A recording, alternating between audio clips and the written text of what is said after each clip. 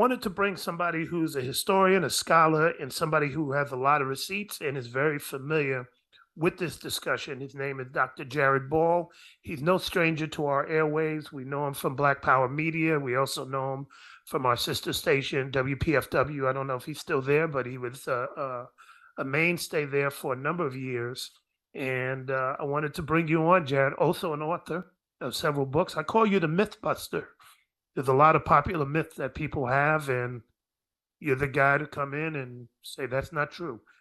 So I think this is one of these moments where we wanted to have you on because this thing about Dr. King and holding him up as bombs are dropping on hospitals in Palestine, and they're saying Dr. King would approve. And I think you, Dr. Ball, would say that's not true. So welcome to the show, sir. It's always a pleasure. And yeah, I still work a little bit with WPFW. We'll always support it. And I just want to, again, since we don't see each other often enough, just to shout you out again, because a lot of my broadcasting work has just been an attempt to mimic what you've been doing. You've been the blueprint for a long time. So it's always an honor to come back. But yes, this is one of the many things that is misunderstood. And I keep saying that Dr. King is the most known and least understood figure in human history, maybe second only to the historical Jesus Christ. And this is just another example of that. The one quick thing before I say anything specific to King, I just want to remind everybody or maybe inform or let folks know that right now, the pro-Israel community, the Zionist community, and as it's been reported in the last couple of days, coming from their own mouthpieces, their own outlets, Jonathan Greenblatt of the ADL in particular, they have a real PR problem. Greenblatt can be heard in a recent discussion with some constituents telling them that unlike any time in the past, the issue that they have is that generationally, not left or right, but generationally, young Jews, young Israelis, young, even generally liberal people, he said, do not support what Israel is doing. And he's saying this is a crisis, and he's calling to arms, and people are responding with tens of millions of dollars coming to try to create what is being called a reshaping of public opinion on behalf of Israel. So just in general, there is a public opinion, public relations propaganda war going on right now, in addition to the physical one, as is always the case. And the Israeli Zionist team per se is losing, and they know that. So part of what they've been doing is trying, as they've done for a long time, but trying to do it in a new way, is marshal all of these mythologies and half-truths and truncated statements about many people, and Dr. King being one of them, to try to position people who would obviously have a hard time condemning King, having them believe that this would have been something he would have been in support of, when clearly the historical record challenges that. The problem is the historical record is almost never addressed when talking about anything, specifically with Dr. King. So I want to contextualize this a little bit more, because along with King is the carrot that's followed by the bat. And there's a woman who is verified.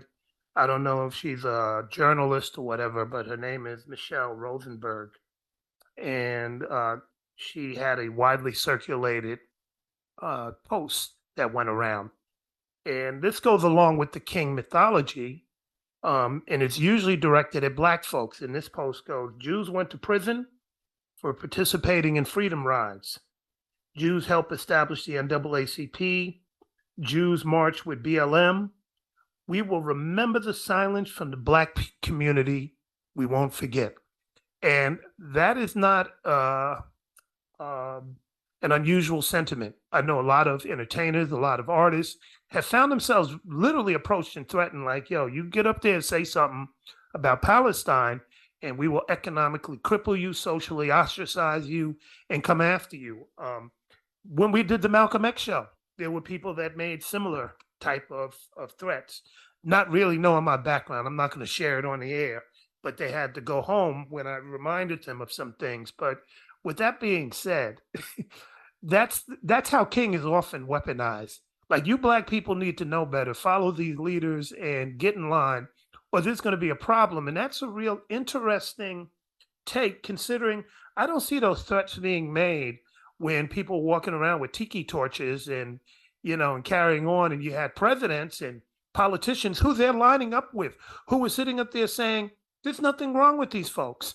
But lo and behold, me and you even having this conversation bears the wrath of folks who say, you all need to get in line, while everybody else is doing anything but.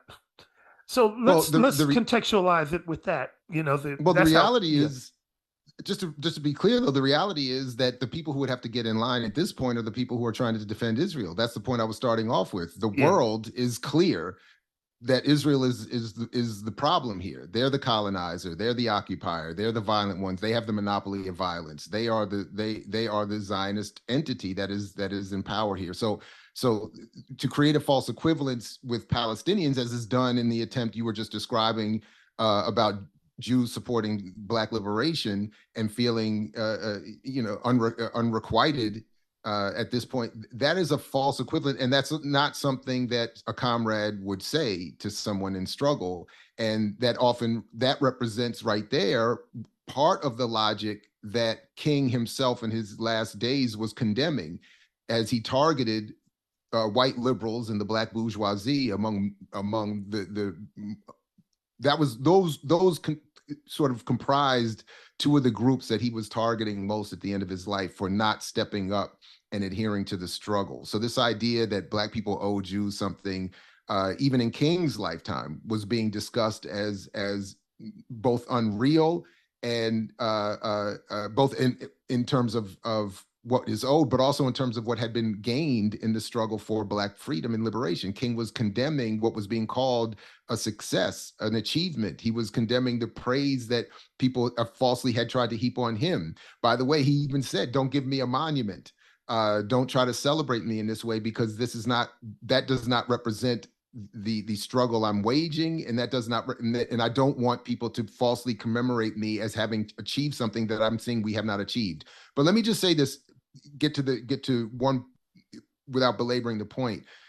Of the many things people don't understand about King is that at the end of his life in particular, he was hated by the United States. He was condemned in the press on a constant basis. People like Andy Young, who now champion him and claim him as an heir to King's legacy, had been chastised by King directly as being, as he said to Andy Young, you're a capitalist and I'm not. He had struggles with Jesse Jackson for not representing a radical enough analysis vis-a-vis anti-colonialism, war, capitalism, and white supremacy. King said himself white liberals had not achieved the psychological reorganization necessary to overcome their racism. And as it pertains to the so-called Middle East, there's a great chapter that I've been revisiting with some comrades in Barter and Build Collective, shout out to them, by Michael Fishback, called Black Power in Palestine, in which there is a chapter dedicated specifically to Dr. King's engagement with the Middle East in the context of what is always understood to be a relationship between the Black liberation struggle, particularly the more radical militant wing of that, and the Palestinian people. King in this chapter is described as struggling with all of these influences, understanding the Jewish support for the civil rights struggle, but also understanding his increasing radicalism and condemnation of colonization and oppression, and recognizing that he had to ultimately reschedule and cancel trips to visit the region because he didn't want to be perceived as supporting what Israel was doing to Palestine. And yet he had not found quite the language yet to bring about a critique that would cut himself off entirely from Jews supporting the civil rights struggle and his own organizations. But he did say this, and this is something that is often left out, and it's on page 83 of the book I just mentioned. Still, Fishback says, he, meaning King, chose his words carefully and used qualifying language. Quote, says King, I think for the ultimate peace and security of the situation, it will probably be necessary for Israel to give up this conquered territory, because to hold on to it will only exacerbate the tensions and deepen the bitterness of the Arabs, end quote. Wait, can you repeat that again? Can you repeat that again? I absolutely will. Thank you. King said again, quote, "I think for the ultimate peace and security of the situation, it will probably be necessary for Israel to give up this conquered territory, because to hold on to it will only exacerbate the tensions and deepen the bitterness of the Arabs." And where was this at? This is in the Palestine and Black Power book? On page 83. And it's in the context of a discussion he's having in 1967, June of 1967, as he's considering a trip to go back and visit, and explaining ultimately why he's not going to go. So now I have some criticisms of King's position on this. I don't think he's left enough in this analysis. There's some flaws. I did a video on this that really get into it. There's some flaws where I think he adopts he adopts, oddly, the short version is he adopts a black capitalist analysis to get himself out of this conundrum, as he condemns that very same analysis being applied to black people here in the United States. So it's really a conundrum that he's caught in. But we need to be clear that he was clear in saying so, that the fundamental problem is not Arab or Palestinian violence or aggression. It's the occupation of Israel. Right. It's the colonization, the settler colonial state of Israel that's causing the problem. And he was clear on that. So all of these attempts to have him positioned as justifying what would be happening now, certainly he wouldn't be doing that. He was already questioning the existence of the state of Israel, at least as currently constructed. And as we now know, Israel has set up a situation where it can't be any other way, because for them to offer a two-state solution means, as Michael Hudson and Ben Norton have been brilliantly outlining lately, it would mean they would have to give national power and sovereignty to Palestinians and give up Israel's function as an outpost of the U.S. military in that region, or it would have to subsume Palestinians into a one-state solution and give up this Jewish settler colonial state and ultimately the same thing, its power as a military outpost of the U.S. military interests in that region. Right. Either way, the trick bag has been set, and King was clear. So what we're seeing happen today is again a continuation of the misrepresentation and abuse of King after his physical assassination. You know, Dr. Jared Ball is our guest, talking about the relationship of King with Israel and how it's been weaponized and misinterpreted quite deliberately, as he is pulling out receipts. I'm going to add something to this and get your take on it. You talk about King struggling to come up with language and to reevaluate his position. And to me, that was consistent of King. Let's look at King's struggle with the Vietnam War, because we often misinterpret that. We think that King was the leader on that movement, and the type of struggle that you talked about him having to, reevaluate and really look at, and then finally make the hard decision. From my understanding of history, he had to do that with the Vietnam War, and very courageously, which I also think needs to be contextualized, he did walk away from all the power. He walked away from all the access he had. He angered a lot of people. In fact, you talked about why he was hated, and he was hated, because he took that position on Vietnam. And in doing so, he upended a lot of folks. Said, like, we're not going to get our funding. We don't have access to the White House. All these things, how dare you? And he stood firm. He never walked back on that. So can we talk a little bit about that? Because I think when we see that, then we can clearly understand if he was willing to do that there, because he does it around the same time. It's in 67, he's making these moves. He certainly, in my opinion, would continue down that path, because ideologically, it makes perfect sense if you're taking that position that he took against imperialism. How could he not take that stance? Exactly. You raise the essential question. First of all, the book I was referencing, Black Power to Palestine, is putting in context King's response to the increasing radicalization of the Black Power movement.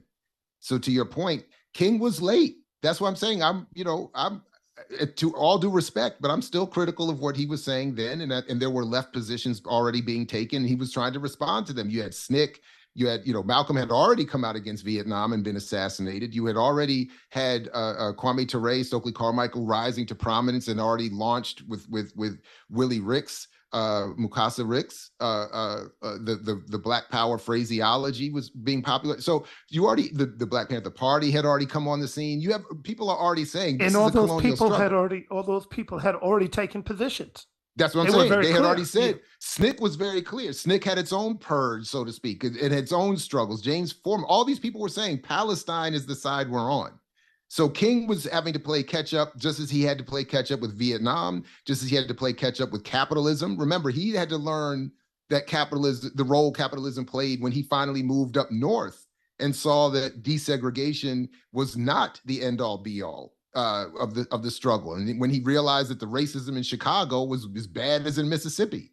But to your point, he was constantly evolving. He was constantly in communication with people to his left. And this was, by the way, one of the things that got him in so much trouble. If we remember, the counterintelligence program from the FBI cites Malcolm in 1966 as an already assassinated martyr, but then they name Kwame Ture and Elijah Muhammad and Dr. King as potential heirs to that problem that Malcolm represented. And they said if King abandons his obedience to white liberalism and nonviolence, he will become a threat. And they saw him increasingly doing that. He was condemning white liberalism. He was condemning the call for nonviolence when the violence of the state was being displayed all around the world in Vietnam and on Black people at home. So I'm glad you brought up that receipt. I wish I had the FBI paper in front of me because I usually show it in class. But he's right there. Right there. I think he's number 2 on that list, right along with a Nation of Islam with Elijah Muhammad, Stokely, Ram, all those folks, and they said that they pointed out that King was he's moving in that direction. He was right there with them. And then if you look at the Washington Post, within 90 days of his assassination in February of 1968, they're calling him, quote, a threat to national security. They're saying that the march he was planning for that coming summer was going to become too much of a problem because the communists and the Leninists and the Stokely Carmichaels were taking it over because King was moving too far to the left. So Newsweek, New York Times, the Washington Post, Time Magazine, they all were they tore King apart in the last years of his life. They hated him, the heroic figure, exactly because of what we're talking about here. So the idea that he would again be concluding in 2023 that what Israel is doing is unquestionable or defensible is ludicrous. And it just is again a testimony to what as Dr. Clark used to say, to what people have not read. And they refuse to read King's work or the work about King that tells the truth. So, one of the things I like about the work that you do, Dr. Ball, is Jared Ball is our guest. You over the years, you have really dug in deep with the politics of Black nationalism. You looked very closely at Black Power, and you looked at it with an international lens. So oftentimes I've heard you talk about what it meant, what these movements meant foreign countries. And one of the places that you've been very critical of is some of the ways in which politics have unfolded in South Africa. And I want to bring this up because this is the relationship apartheid South Africa had with Israel is something that is swept under the rug. People do a dance around it. They play games with semantics, the whole nine. And I wanted to get your take on it because I think one of the concerns that is raised is when you talk about apartheid and you say Israel in the same sentence, there are folks that come out who are in the Zionist position and say that you are anti-Semitic, and they want to, toss that conversation to the side. And a lot of people are very hesitant. But let's talk about South Africa, because all of us were involved with the anti-apartheid movement in some form or fashion. We remember those conversations. I did a whole song about that. If you ever look it up online, you'll see the song, one of the first anti-South African songs, even before the artists. We did, and we talked about, the Sun City boycott, all those different types of things came up. And I remember Ronald Reagan talking about constructive engagement, right? That word, you know, and there were all these euphemisms, and the US in particular standing alongside South Africa to not, you know, allow sanctions to take place. But Israel kind of hides its hand a little. So can we bring out the receipts on that? Because King was very clear about South Africa. Yeah, I mean, everybody was clear about South Africa. What they're not clear on is first of all, what has happened in the years since apartheid was supposed to have ended, or what has not happened is maybe a better way of putting it. But my buddy or our comrade Kamal Franklin posted the other day the reminding us of the exchange between, or the letter that Theodore Herzl, the great Zionist founder, wrote to Cecil Rhodes. Yeah. The I don't know, the Hitler before Hitler, Cecil Rhodes, Rhodesia. And remember, for all the discussion, all the discussion people are having now around the complicated phrase, as they want to say, of from the river to the sea. Remember, it was Cecil Rhodes that infamously had that picture of him standing astride of the whole African continent, saying that he wanted to conquer the African continent from the Cape to Cairo, from the Cape of South Africa to Cairo.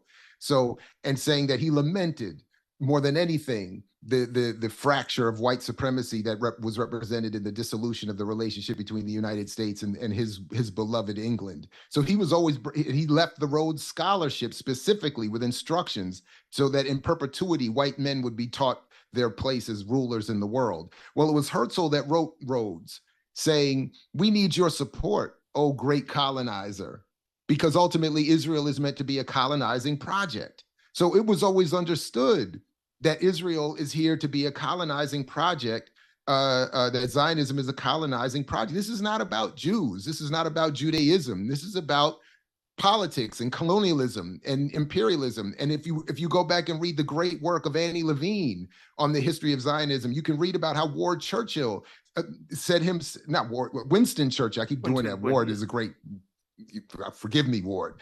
Winston Churchill said explicitly, we want to help settle Israel to get rid of the internationalist Jew, get him out of Europe, to get rid of these folks that keep wanting to organize labor unions and socialists and communism, get them and send them over to do our bidding in the Middle East. They've been very clear on this. And so that informs the relationship Israel has always had to South Africa, sending weapons, sending logistical support, financial aid, helping maintain the white supremacist settler state. And by the way, doing the same thing in other parts of East Africa, Uganda, et cetera, and so forth. So Israel has almost, to my knowledge, never been on the right side of history vis-a-vis colonialism or liberation struggles of other oppressed communities. So just quickly, the PR campaign that I mentioned at the beginning, the PR concern they have now is that too many people recognize that Israel is today's leading apartheid state, and they don't want that connection and have long struggled to disassociate themselves from the apartheid of South Africa, even if they supported it from the beginning to the end. I was going to say, Jared, now there were a lot of, at that time, they would have been called radical Jewish folks who were definitely down to dismantle apartheid and played key roles and were, helping shut down shorelines and all that. And I bring this up because what we have is sleight of hand. If you don't know history, then people will suddenly align themselves with radical politics. The example I like to use is when you'll get a staunch conservative who will talk about, I represent the party of Lincoln and we freed you all, and then they want to ride that whole Republican wave, right? And then until you start bringing up, the Charles Summers and Thaddeus Stevens, and go, do you support these politics? Because if you remember, those radical Republicans were about wealth redistribution and all that other stuff, right? They were pretty radical. And so I bring this up because a lot of times these conservative folks, the ones that we saw on the mall yesterday that were saying no to ceasefire and everything, they position themselves in these radical moments and say, yeah, literally, I walked with Dr. King. No, you didn't. You stood against him. I love Manson. I helped to fight against South Africa, but Nelson Mandela, who you all have been critical of, he doesn't recognize you. He even spoke out against this. So can we talk a little bit about that sort of sleight of hand and counting on folks not to have the receipts, as you brought up, or not to have the history and how people who were actually reactionary to particular moments in time now have somehow weaseled their way into the picture to take a photo and said, I was against apartheid when South Africa, when the receipts and records said you weren't.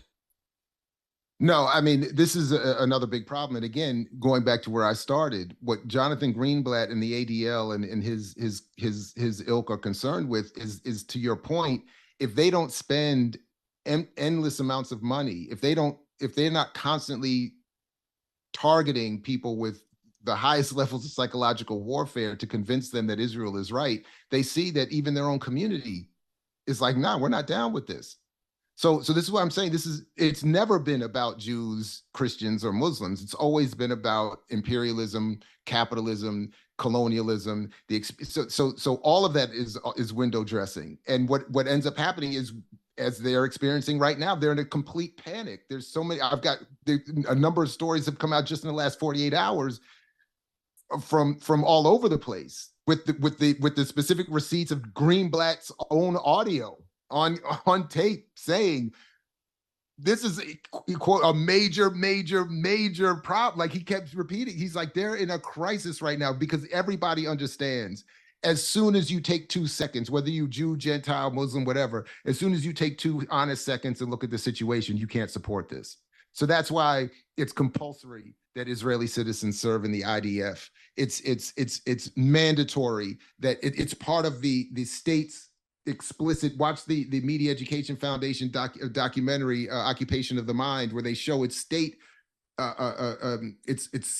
business to say it's on the agenda to say, as soon as there's a critique of Israel's policies, call it anti-Semitism and back people off. They understand that this isn't about people hating Jews. This is about people hating the oppression that the state of Israel imposes on Palestinians and others, and they don't want that, and they realize they can't win that argument on its face. So there is a constant concern, and they are looking to reel it in. That is, by again coming back by trying to rebrand Dr. King, rebrand Hamas, rebrand Palestine, rebrand the history of Israel and Zionism, rebrand their relationship with apartheid, all of this. And it's from their own perspective, their own documents, their own statements. It is a PR campaign. It's public relations. It is psychological warfare. That's all they have.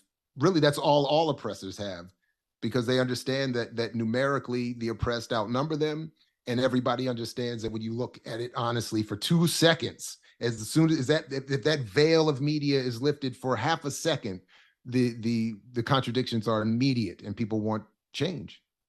Dr. Jared Ball, as we wrap up, I want to ask you about a particular individual who captured the hearts and minds of a lot of people over the last 2 presidential cycles in his position in this situation. Bernie Sanders. You got a smirk on your face like, yep, I told you all. So I'm going to let you have a I told you all moment at this point in time, and are you surprised that he's taken this staunch position where he's rabidly been in support of Israel? No, I mean, one of the problems that many of us had as critics of him on the left was his foreign policy, and that for all that he talked in terms of difference in terms of his domestic politics and this, that, and a third, his foreign policy was always in line with the U.S. and its military interests. And this is what, I mean, so I'm not surprised. Honestly, I mean, there's no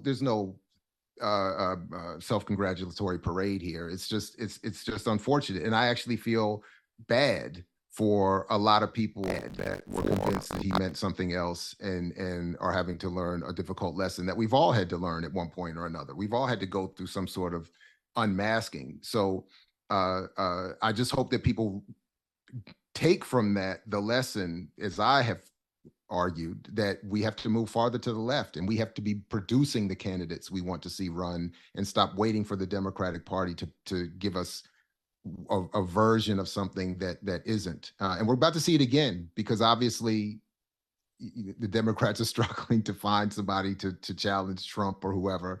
Right. And Genocide Joe isn't looking good right now to a lot of people. So, well, the other lesson that I learned from Bernie, and also learned from, the work that you all do at Black Power Media, is we can't ignore international politics. The rest of the world doesn't. We can't afford to do that. And I think it was easy to kind of be like, well, foreign policy, that's not us. Of course, he's going to take foreign policy positions that we, don't care about, or it's not going to affect us. So I can get behind the language and the rhetoric of, his class analysis and, redistribution of wealth and forgiving student loans.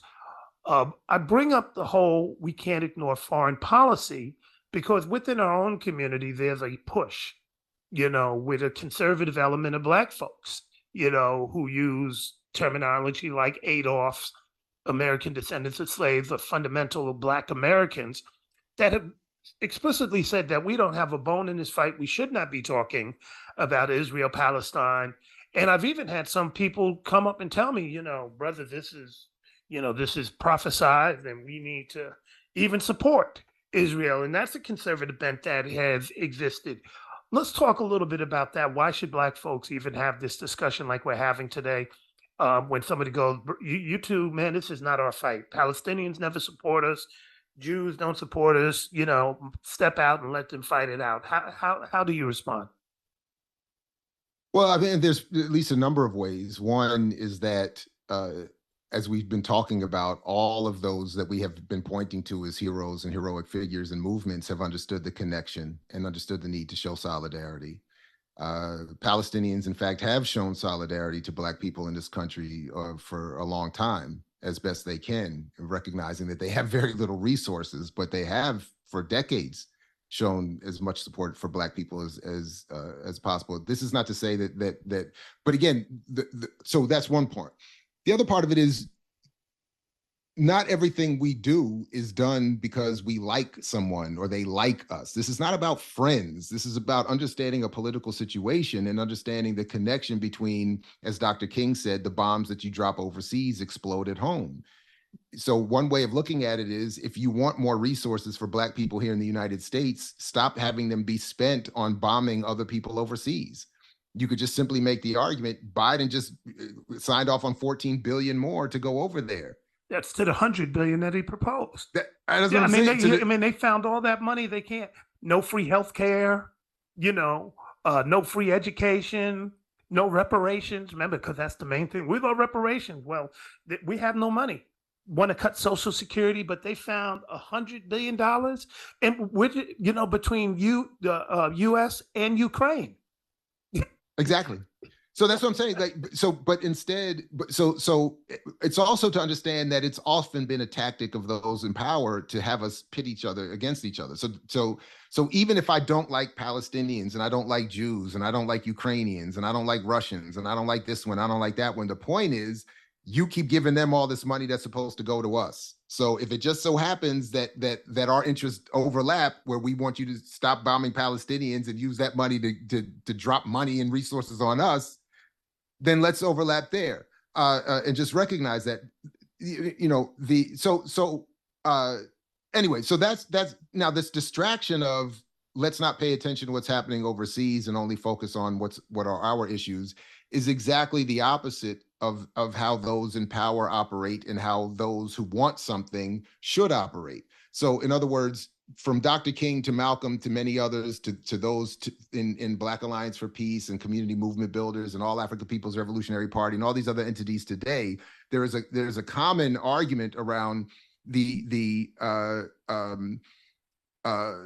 need global support for our interests here. We can't rely strictly on the United States government and the United States population itself, which has historically been hostile to Black interests, to on its own change course and do right by us. The way historically there has been change in this country that has benefited us. It is almost always, in fact, I'm not aware of any incident where it didn't involve some sort of international support, pressure, involvement, et cetera. From enslavement to today, there has always been an international, there's been international involvement in producing the enslavement, and there's been international solidarity in support of resisting that oppression. So it's just you said analytically, philosophically, principally, it doesn't make any sense to say we should cut ourselves off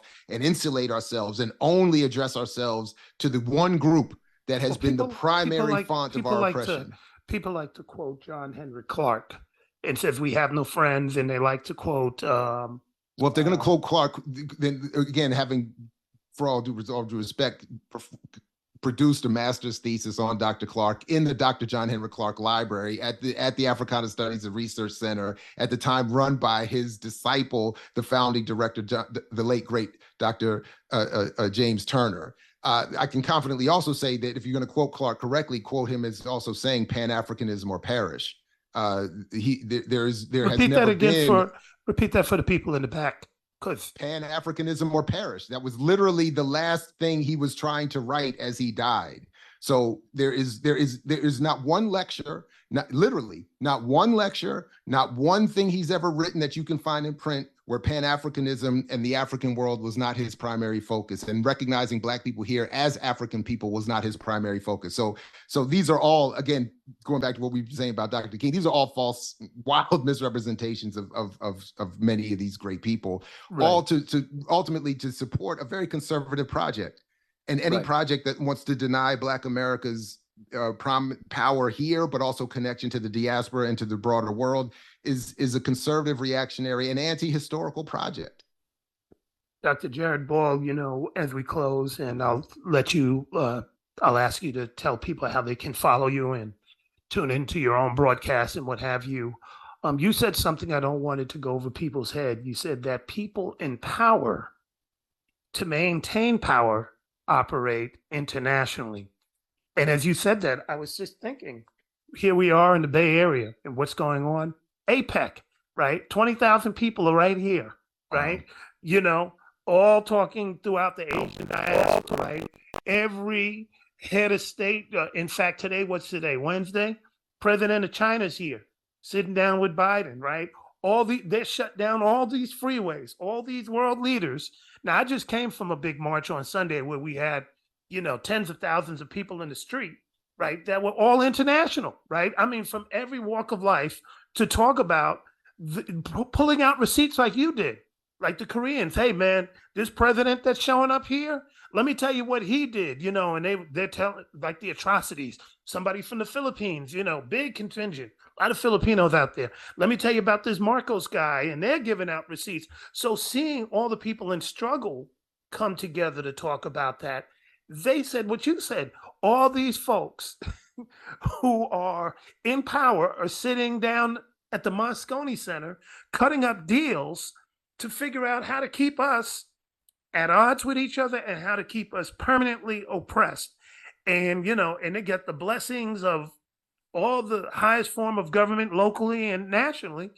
And to your point, I don't want that to go overlooked, because you said it, people in power act internationally. And they even said, last night, the mayor, San Francisco, hey, we got to figure out how to shore up our economy. So we got to talk to all these other folks.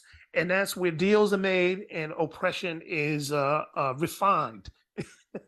Yeah, all that is very well said. There is no way to manage power, to make money, to have influence in the world if you're isolated.